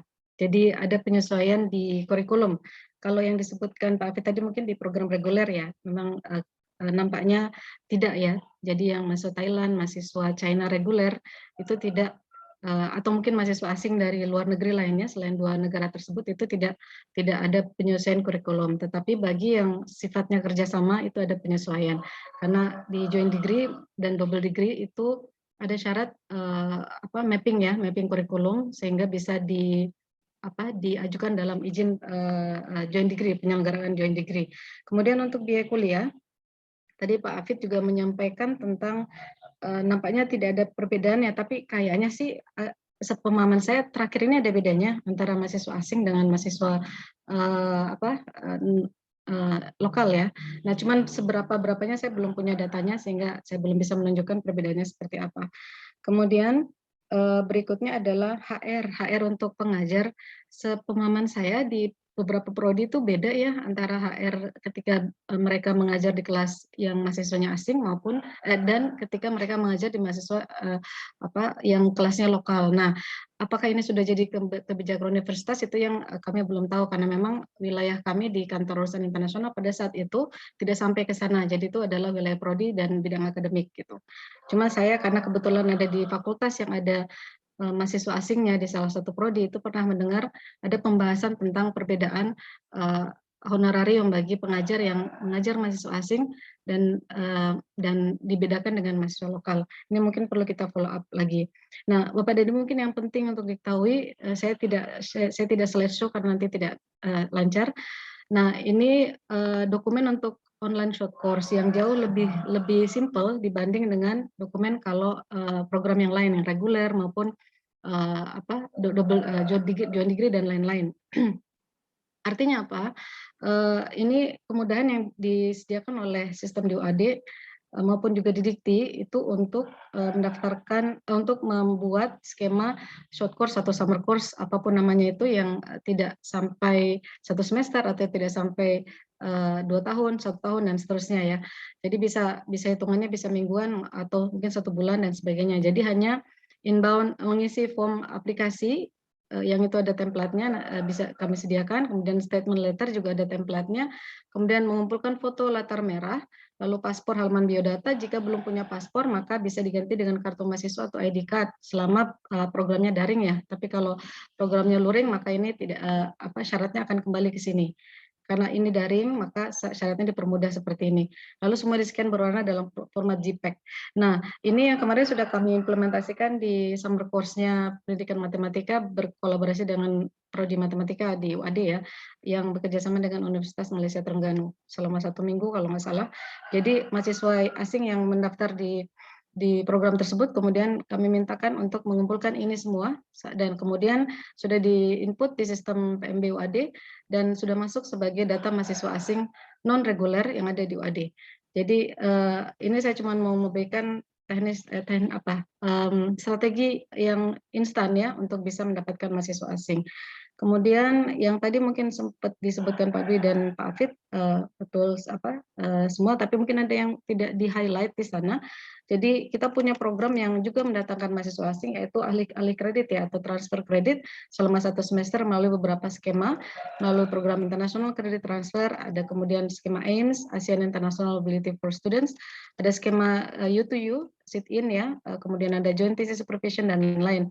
Nah ini KKN termasuk magang internasional kita tahu ada dari Siameo, ada C-Teacher untuk FKIP, CTVET untuk FTI mungkin dan juga fakultas-fakultas yang lain yang punya kerjasama dengan industri selama 1 bulan. Ini karena berkredit maka bisa diakui sebagai mahasiswa asing di UAD dengan mengikuti pola tadi yang mengumpulkan dokumen dan lain-lain begitu.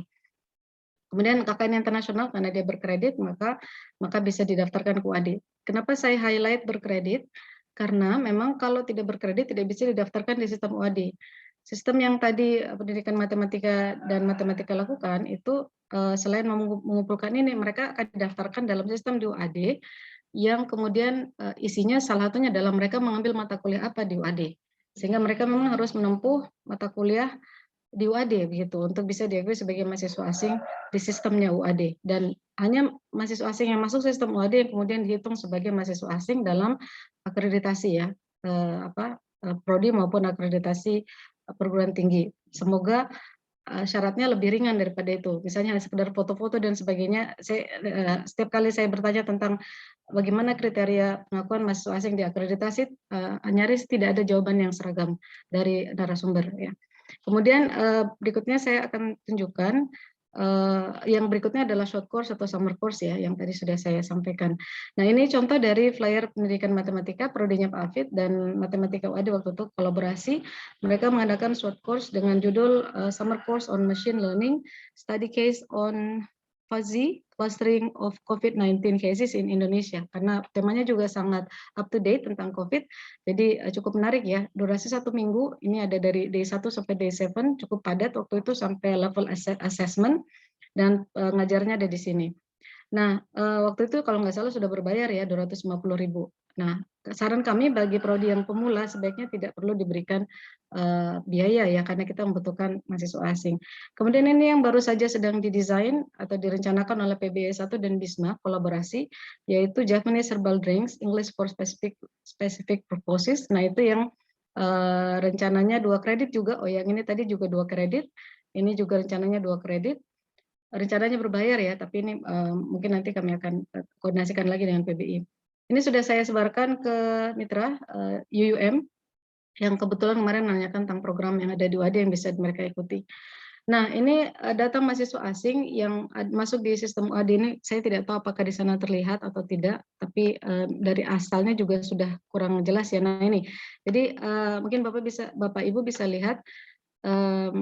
Nanti masuknya ke non-regular, mahasiswa WNA dari University Malaysia Terengganu, ini salah satu mahasiswa yang terdaftar di summer course-nya pendidikan matematika. Nah, ini pilihan prodi matematika. Nah, ini yang perlu saya highlight juga bahwa kalau kolaborasi itu dalam sistem kita tidak bisa menyebutkan 2 prodi. Jadi dia hanya 1 prodi saja. Jadi yang dipilih adalah core prodinya apa. Jadi misalnya kayak tadi PBI dan BISMA, maka kemungkinan akan ke salah satu prodi masuknya mahasiswa asing ini, begitu. Nah, jadi dalam sistem ya, tapi kemudian kalau nanti dalam akreditasi pengakuannya bisa cukup silabusnya, jadwal pengajarannya, kemudian foto-fotonya, itu mungkin hal yang lain gitu. Karena setiap kali kriteria akreditasi internasional, akreditasi syarat mahasiswa asing dalam akreditasi itu selalu tidak jelas sampai sekarang seperti apa. Nah, tapi yang jelas adalah dia harus masuk dalam sistem UAD sehingga bisa ditunjukkan. Oke, kemudian ini yang kemarin dilakukan oleh pendidikan fisika selama 1 bulan sebenarnya, tapi sayangnya waktu itu kita tidak bisa membuat mahasiswa mereka mengumpulkan dokumen-dokumen yang ke kita karena pesertanya ratusan ya. Di sini sangat sayang sekali sebenarnya ratusan, tetapi mungkin tidak waktu yang terbatas dan sebagainya sehingga mereka tidak bisa mengirimkan dokumen-dokumen tersebut kepada kami. Pendidikan matematika tadi pun sebenarnya dokumen mereka dikumpulkan juga agak susah ya. Sampai kami berkali-kali menagih kepada Pak Puguh gitu, kadang-kadang ke Pak Afid gitu. Karena dokumennya belum sampai ke KKUI sehingga belum bisa kami daftarkan ke sistem UAD. Nah, itu juga tantangan. Jadi dari prodi untuk bisa membantu kami untuk ngoyak-ngoyak ke mahasiswa asingnya. Ini contoh flyer yang dilakukan di universitas yang lain. Di mana ini saya lupa. Dari universitas yang lain, jadi mereka melakukan sama course on International Virtual Course of Financial Mathematics, ITB dan USM. Jadi kerjasama ITB dengan USM. Sebagai salah satu contoh saja. Nah, begitu Bapak dan Ibu untuk tambahan dari kami, sebenarnya ini mudah ya dilakukan karena sudah pernah dilakukan oleh pendidikan matematika dan matematika, jadi tinggal benchmark saja kepada prodi tersebut bagaimana kemarin mereka mendefinisikan 2 SKS itu dan aktivitasnya dan lain-lain. Terima kasih. Assalamualaikum warahmatullahi wabarakatuh. Waalaikumsalam warahmatullahi wabarakatuh. Oke. Baiklah Bapak Ibu semuanya, tadi presentasi dari Bu Ida sudah. Monggo kami persilahkan bagi Bapak Ibu, Bapak Dekan, Wakil Dekan ataupun Bapak Kaprodi ataupun Bapak-bapak yang bertanggung jawab untuk mahasiswa asing dan lain sebagainya. Monggo kalau ada pertanyaan bisa ditanyakan untuk Mas Hafid, Bu Ida ataupun saya. Monggo.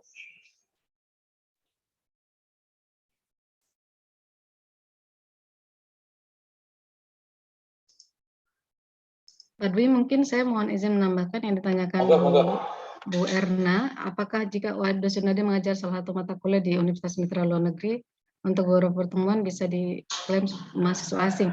Seperti yang dijawab oleh Pak Dwi di chat, belum bisa Bu, atau tidak bisa Bu Erna, karena mahasiswa asing itu harus mendaftar ya di UAD. Jadi kalau mahasiswa asingnya masih tetap di sana, kita yang datang itu kita klaim sebagai pengakuan terhadap dosennya, gitu. Pengakuan internasional terhadap dosennya itu juga baik untuk akreditasi.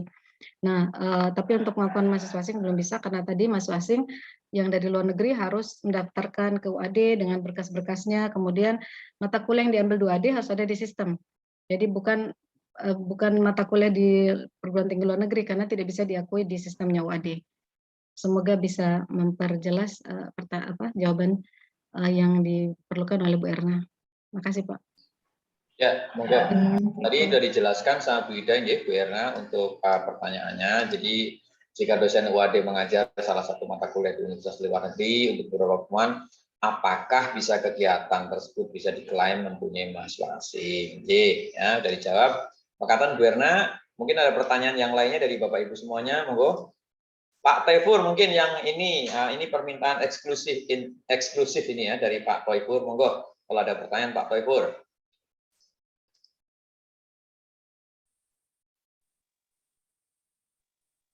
Jadi tadi Pak Taifur menanyakan begini, Bida. Nanti bisa saya jawab. Apa yang mahasiswa asing untuk yang SPBPEK itu yang dari Thailand Muslim itu mungkin tidak untuk mahasiswa S2 gitu. Mungkin dari Bida bisa menjawab, monggo.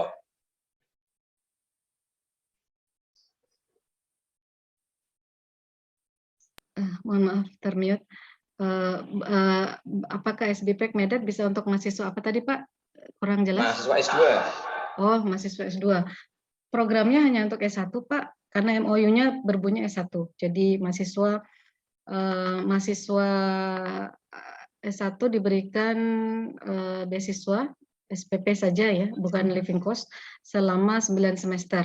Jadi karena tertulis dengan jelas 9 semester itu. Jadi artinya itu untuk S1. Tapi kalau misalnya ada peluang mahasiswa S2 yang mau mendaftar dari Thailand kemudian mau mendaftar UAD itu kan bisa dengan jalur tadi Pak UAD kan. Jadi UAD kan memberikan skema beasiswa untuk mahasiswa asing, jadi bisa pakai jalur beasiswa UAD. Bahkan itu kayak kalau nggak salah katanya pakai living cost ya Pak. Tapi belum tahu, saya belum tahu finalnya seperti apa. Begitu Pak Dwi. Ya tadi Pak Taifur, ini jadi Bapak Ibu semuanya nanti kita berharap ada dukungan atau support dari Bapak Ibu Kaprodi ataupun Bapak Ibu Dekan untuk beasiswa yang diberikan oleh UAD. Jadi UAD insya Allah nanti kita akan berusaha untuk memberikan beasiswa ini baru nampaknya ini wacananya ini sudah 90% sudah disepakati oleh pimpinan untuk memberikan beasiswa pada setiap prodi yang menginginkan mahasiswa asing. Jadi mungkin kesempatan ini bisa dimanfaatkan Bapak Ibu untuk mendapatkan mahasiswa asing. Mungkin itu Bu Ida yang untuk SPBPEK itu kan karena dengan Majelis Dikti ya. Mungkin Bu Ida kan biasa rapat dengan Majelis Dikti. Mungkin bisa diusulkan mungkin Bu Ida untuk yang KMOU-nya bisa dikembangkan ke S2.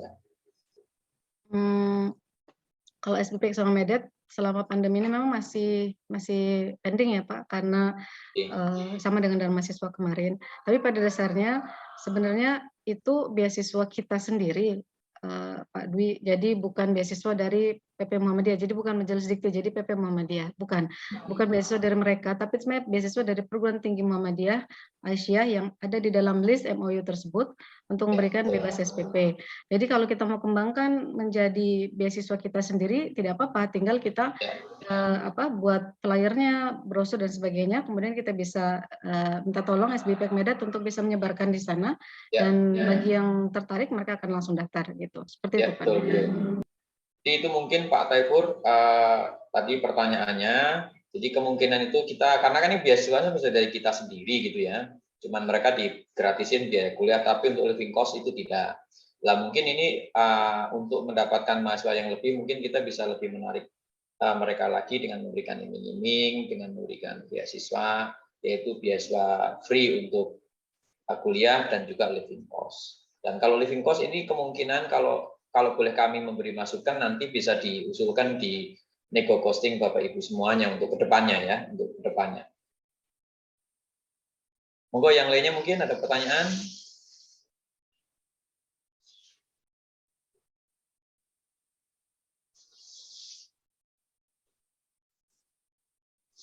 Ya, jadi Pak Taifur, ya jadi betul Pak Taifur nanti bisa dinego costingkan di setiap prodi mungkin Pak Taifur nanti yang bisa dinego costingkan yaitu mungkin 2 mahasiswa itu tadi, satu untuk living allowance itu mungkin yang dinego costingkan yang living allowance karena untuk perkuliahan kan langsung di UAD jadi free untuk perkuliahan. Mungkin yang bisa dinego costingkan untuk living allowance mungkin. Baiklah, Bapak Ibu yang lainnya mungkin. Saya, Pak. Jih, monggo. Mas Yuda dari, wah ini lagi di Belanda atau di mana Mas Yuda ini? Enggak, Pak, lagi di Jogja. Di mana? Saya mau tanya ke di Jogja, Pak. Oh, di Jogja, monggo. Saya mau tanya ke Bu Ida.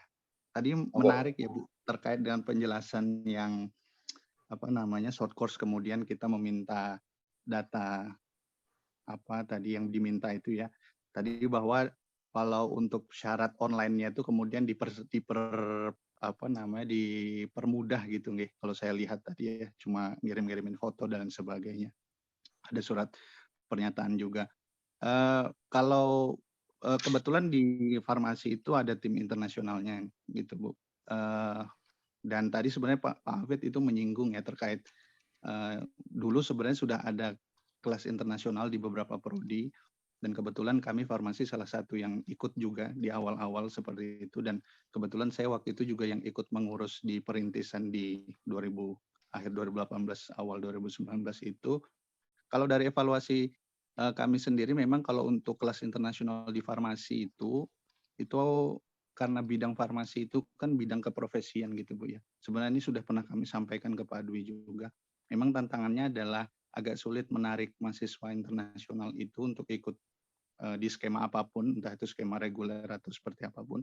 Karena memang kurikulum farmasi di setiap negara itu berbeda, karena output nanti akhirnya itu mereka profesi gitu. Sehingga ketika mereka ngambil di Indonesia itu akan jadi tantangan karena ketika mereka kembali ke sana, karena harus ada pengakuan untuk license farmasinya itu. Sehingga mungkin banyak yang berpikir ketika mengambil di Indonesia itu akan kerja 2 kali, karena ketika mereka kembali membawa ijazah itu belum dapat pengakuan gitu, karena mereka harus ujian kompetensi dan sebagainya. Sehingga singkatnya kalau dari farmasi untuk strategi menggait mahasiswa internasional itu adalah dengan bukan kelas internasional, tapi ke model-model program yang lain seperti tadi sudah dijelaskan. Salah satunya itu adalah yang sekarang kami sedang lakukan itu adalah credit transfer, kemudian short course itu sudah pernah kita lakukan tahun lalu. Kemudian saya mau tanya, yang pertama tadi pertanyaan saya adalah kalau yang tadi untuk mahasiswa yang ikut short course tadi, kebetulan tahun lalu sebenarnya kami mengadakan short course itu, Bu. Cuma kami tidak tahu tuh bahwa ada celah untuk memasukkan mahasiswa lewat jalur itu gitu. Seperti yang ngumpulin tadi foto-foto itu, Bu, untuk didaftarkan di UAD. Nah, itu berarti pada saat secara teknis pada saat pendaftaran atau pembukaan program itu berarti disampaikan sebagai syarat pendaftaran gitu ya, Bu, ke mahasiswa asingnya itu ya, Bu. Oke. Saya langsung jawab ya, Pak Yuda, mungkin. Ya, jadi seperti yang sering sekali kami sampaikan pada Prodi, jika ada kegiatan internasional yang melibatkan mahasiswa, dosen dan lain-lain, riset dan lain-lain, itu kami berharap dapat dikabari begitu, sehingga jauh hari begitu. Maksudnya tidak hanya pada saat hari H, tapi mungkin sebelumnya. Jadi rencana-rencana kegiatan seperti itu, siapa tahu ada yang bisa kami bantu. Nah, terkait dengan syarat-syarat tadi itu sebaiknya sebelumnya, ya, Pak Yuda. Jadi pada saat berdiskusi dengan mitra itu sudah disampaikan gitu bahwa syarat untuk pendaftaran mahasiswanya A, B, C, D gitu. Karena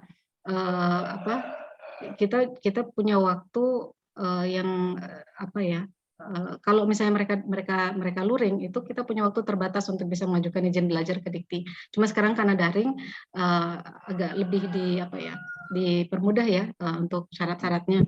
Cuma kalau bisa tidak sampai kejadian seperti pendidikan matematika kemarin ya. Mohon izin saya harus memberikan contoh yang tidak benar, tapi itu untuk pembelajaran kita sama-sama. Bahkan sampai selesai programnya itu belum selesai pengumpulan berkas-berkas dari mahasiswanya gitu. Karena memang walaupun itu terlihat simpel, tapi ada saja gitu kendalanya entah apa begitu ya. Jadi sebaiknya memang kami menyarankan sebelum kegiatan sudah harus disampaikan pada mitra bahwa syarat untuk mahasiswanya adalah ini gitu. Kalau nggak salah PMB juga kemarin punya jangka waktu ya untuk memasukkan berkas-berkas tersebut di sistem UAD. Cuma karena PMB sekarang PMB dan BAA tidak ada di Zoom ini, sehingga saya tidak bisa mewakili mereka untuk menginformasikan teknisnya. Begitu Pak Yuda.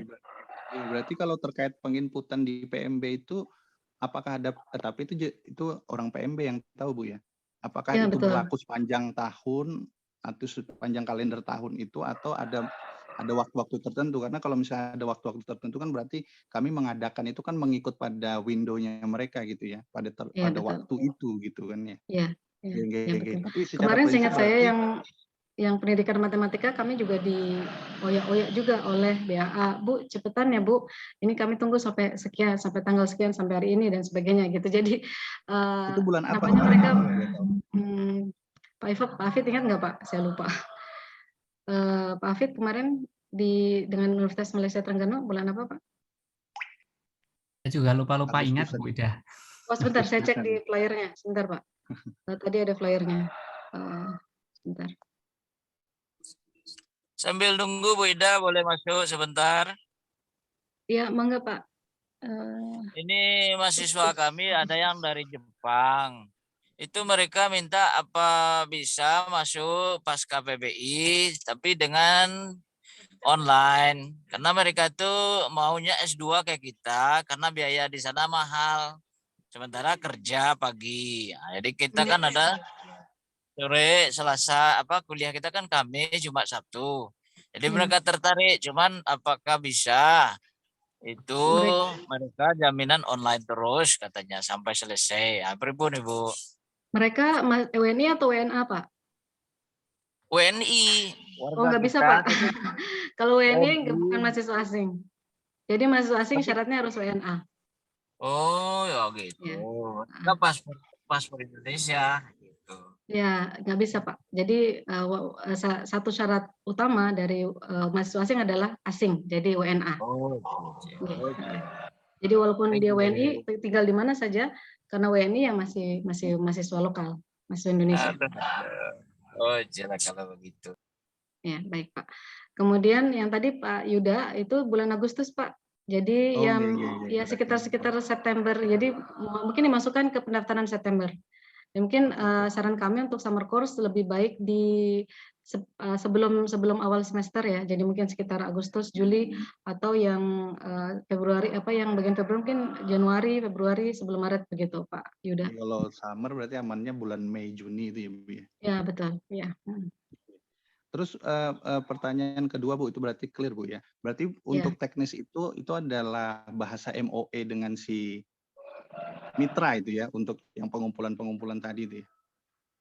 Kalau misalnya kita udah punya MOU gitu. Ya, misalnya kita bisa udah punya MOU gitu. Ya, betul. Ya, jadi yang kemarin sebenarnya tidak harus ada MOA ya.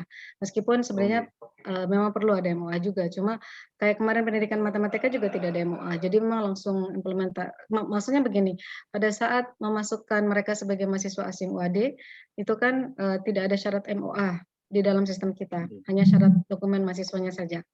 Jadi karena penyusunan MOA itu kan butuh waktu lama ya Pak Yuda. Jadi mungkin sambil berjalan saja bisa diimplementasikan dulu, terus sambil berjalan MOA-nya untuk kegiatan berikutnya. Seperti itu tuh saran kami. Tapi kalau menunggu MOA selesai juga lebih baik begitu Pak Yuda. Oke. Kalau ini Bu, yang pertanyaan kedua ini berarti yang bukan kredit transfer, yang short course tadi clear ya. Mau bentuk apapun yang entah winter course, summer course, short course semua diperlakukan sama ya dengan skema seperti itu ya. Terus kalau yang kedua Bu terkait dengan kredit transfer Bu, mungkin kami di farmasi ini bisa diinfokan dari prodi-prodi yang sudah melakukan kredit transfer dengan mitra luar negeri gitu ya, skema pembiayaannya itu Bu, untuk gambaran aja Bu, contoh gambarannya saja kira-kira bagaimana ya Bu? Kalau kredit transfer kebanyakan kita SPP-nya wave Pak, karena ini harapannya kan inbound outbound ya, jadi reciprocal. Jadi SPP-nya wave, kemudian nanti dalam proses pendaftarannya akan ada dari tim kami akan mengajukan ke keuangan untuk skema 0 rupiah ke keuangan. Nah, cuma itu memang butuh MOA atau MOU lah minimal begitu. Sehingga dan harapannya ini in dan out ya. Jadi ada sama-sama mendapatkan benefit yang sama. Makanya kemudian kalau kita wave di sini maka mahasiswa kita yang ke sana juga bisa di wave di sana. Seperti itu Pak Yuda. Kalau hanya Oh, satu nggih. semester. Tapi kalau Nggih, nggih. lebih dari Tapi satu biasanya semester, 1 semester itu, Bu, ya? ya Biasa kalau 1 lebih dari satu semester ya? semester bayar sih, ada Oh, nggih, MOA-nya nggih. kita harus bayar. Tapi maksud kami kredit transfer yang tidak 1 semester atau kurang dari 1 semester itu nggak ada nggih selama ini ya? Ada, itu 1 tadi semester juga biasanya? yang tadi summer course itu termasuk kredit transfer karena ada kredit yang Oh, ditransfer nggih, di nggih. sana. Walaupun Nggih, hanya 1 SKS atau 2 SKS, itu ada transfer kredit di sana. KKN internasional, magang, itu selama ada kredit yang ada transaksi kredit di sana, maka itu disebut kredit transfer. Oke, Bu. Nanti untuk detail lanjutnya mungkin kami koordinasi dengan KUI. Yang terakhir, Bu, nah ini Ya. yang ketiga ini kalau misalnya ada program joint supervision gitu. Jadi ada Bapak Ibu di kita itu yang misalnya menjadi supervisor baik itu untuk S1 maupun S2, tapi untuk postdoc sih sebenarnya. Untuk mahasiswa mitra itu apakah bisa mahasiswa mitra yang jadi mahasiswa disupervisi oleh kami itu bisa terdaftar sebagai atau dianggap sebagai mahasiswa internasional, Bu? Kalau dia bisa melakukan alur bisnis yang tadi, mahasiswa itu dia mendaftar dalam mata kuliah yang ada di UAD, misalnya mata kuliah skripsi atau mata kuliah apalah, project apa begitu, yang ada di struktur kurikulumnya farmasi, Berarti maka harus itu bisa. yang penting Dengan dia harus ada berkas-berkas tadi. rumahnya gitu ya. Iya betul. Rumah untuk dia kegiatannya itu ya. Iya betul. Jadi selama dia bisa melakukan proses itu, maka bisa. Tapi kalau ternyata kita yang ke sana sebagai dosen, dan itu kita menyesuaikan diri kita dengan struktur kurikulum di sana, tidak bisa, Nggak bisa. Pak. Oke, berarti ada kans di situ ya. Ada Ya, kans bahwa betul. bisa, tapi dengan kondisi yang tepat seperti disampaikan tadi. Betul. Oke. Terima kasih Bu Ida, terima kasih Pak Sama Pak Yuda. Afid. Oke.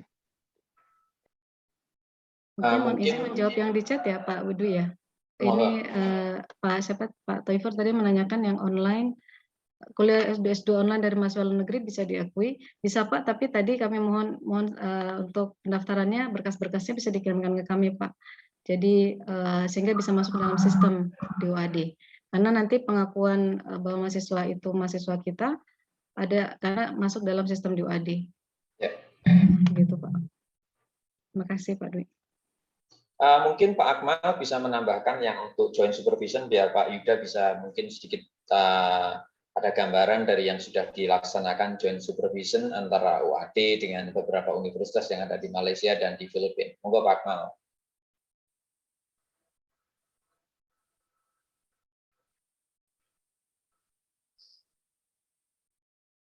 Halo Pak Akmal. Oke. Mungkin Bu Ida bisa menjelaskan. Iya, oke. Kalau joint supervision yang di PBI S2 itu mahasiswa kita yang keluar, Pak. Jadi bukan mereka yang mengirim ke kita, sehingga kita tidak bisa dapat. Ini mudah-mudahan maksudnya sejauh ini kami tidak ada laporan dari PBI S2 bahwa mereka mendapatkan mahasiswa asing yang melakukan supervisi atau tesis di UAD, tapi mahasiswa kita yang kita kirim ke sana, sehingga yang terjadi adalah outbound, bukan itu. Jadi bukan di kelompoknya mahasiswa asing, tapi di kelompoknya mahasiswa outbound. Begitu Pak Dwi. Terima kasih Bu Ida. Mungkin ada yang lainnya Bapak Ibu, ada pertanyaan? Baiklah. Kalau memang tidak ada pertanyaan, kita sudah sampai jam 10, sudah 2 jam Bapak Ibu semuanya. Terima kasih sekali atas kehadirannya. Terima kasih sekali Bu Ida, Mas Hafid telah ikut memberikan arahan dan pencerahan. Terima kasih sekali Bapak Ibu semuanya. Mudah-mudahan sosialisasi kali ini bisa memberikan sedikit informasi kepada Bapak Ibu semuanya bagaimana cara untuk mendapatkan mahasiswa asing. Selalu nanti pokoknya kalau ada apa-apa kita kontak dengan KKUI, ada Bu Ida, dan mungkin nanti ada tim baru yaitu Mas Afid yang masuk di kelas internasional. Baiklah, sekali lagi terima kasih untuk semuanya. Marilah kita akhiri dengan bacaan hamdalah bersama-sama. Alhamdulillahirrahmanirrahim. Assalamualaikum warahmatullahi wabarakatuh. Waalaikumsalam. Waalaikumsalam warahmatullahi wabarakatuh. Waalaikumsalam warahmatullahi wabarakatuh. Monggo.